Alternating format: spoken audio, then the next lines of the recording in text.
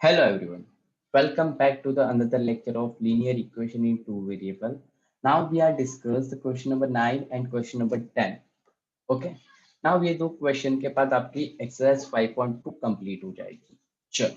Now आपको दिया है divide a row of length 560 centimeter in a two part. Okay. Such that twice the length of smaller part is equal to one third of larger part. Find the length of larger part. चलो एक रोप है वो divide किया है दो part में. चलो एक मैं रोप ले लेता हूँ. Wait minute. हाँ चलो एक रोप है उसको मैं ले लेता हूँ यहाँ पे और उसकी लेंथ कितनी है 560 सेंटीमीटर. चलो वो भी लिख लिया मैंने. इसकी लेंथ है 560 सेंटीमीटर.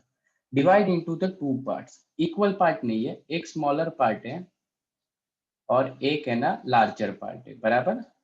तो मैं एक काम कर लेता हूँ. स्मॉलर पार्ट को x ले लेता हूँ. लार्जर पार्ट को y ले लेता हूँ. लो पहला इक्वेशन तो आपका यहाँ पे बन गया. Smaller part plus larger part is equals to कितना है 560. बराबर. ये आपका पहला इक्वेशन बन गया. नाउ आपको सेकेंड इक्वेशन के बारे में सोचना है.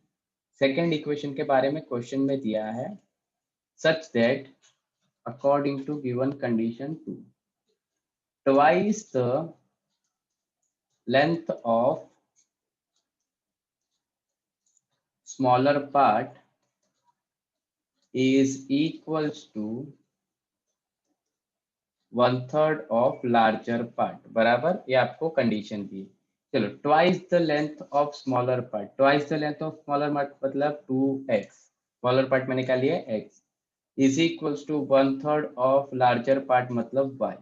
चलो तो यहाँ पे आ जाएगा 2x is equals to y upon 3. तो यहाँ पे आ जाएगा 6x is equals to y. y की वैल्यू कितनी मिल जाएगी 6x. और मुझे लार्जर पार्टी है ना क्या फाइंड आउट करना. चलो तो मैं इक्वेशन में पुट कर दूंगा x plus y is equals to 560. तो x इज प्लस इसकी वैल्यू कितनी है 6x इज इक्वल्स टू 560. बराबर. तो यहाँ पे आ जाएगा 7x is equals to 560. x की वैल्यू आ गई 80. स्मॉलर पार्ट मुझे कितना मिल गया 80. सॉरी 80 डिग्री नहीं सिर्फ 80.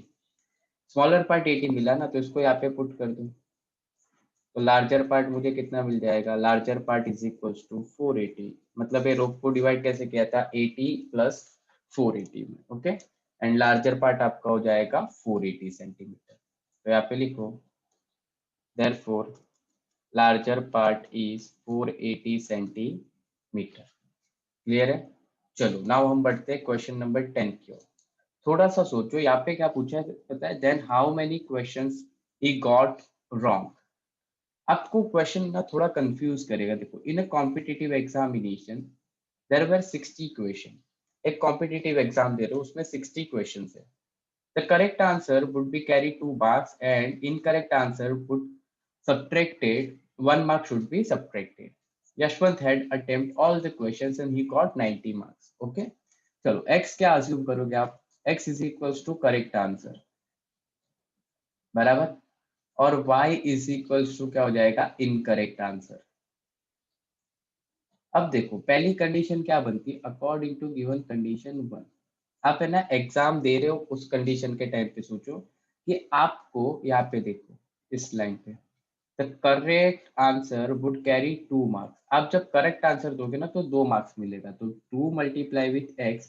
और इनकरेक्ट आंसर दोगे ना तो 1 मार्क्स आपका सब्ट्रैक्ट होगा और उसको टोटल आ रहे 90 मार्क्स. ये देखो मैंने मार्क्स के अकॉर्डिंग बता दिया.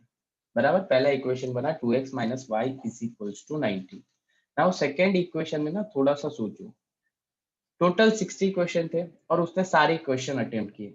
आप जब पेपर लिखते हो तब आप सारे क्वेश्चन अटेम्प्ट करते हो. पर आपको वो नहीं पता होता कि किसका आंसर करेक्ट है किसका आंसर रॉन्ग है. तो आपने करेक्ट आंसर वाले क्वेश्चन भी लिखे हैं प्लस इनकरेक्ट वाले भी क्वेश्चन को अटेम्प्ट किया. और टोटल कितने क्वेश्चन है 60. अब देखो ये सेकेंड कंडीशन ना वो क्वेश्चन और थोड़ा सा लॉजिक लगा के आपको सोचना था. थोड़ा सा है ना लॉजिक लगा के आपको सोचना. क्लियर है. चलो तो ये दोनों इक्वेशन हो गए. नाउ आपके पास इक्वेशन है 2x plus y is equals to 90. x plus y sorry 2x minus है यहाँ पे. एक मिनट. हाँ वेट. हाँ चलो 2x minus y is equals to 90, x plus y is equals to 16। ये दोनों कैंसल, आंसर आ जाएगा 3x is equals to 150। Therefore x का वैल्यू आ जाएगा 50। यशवंत ने 50 करेक्ट आंसर अटेम्प्ट किए थे और रॉन्ग आंसर कितने अटेम्प्ट किए थे, तो मिल जाएगा 10।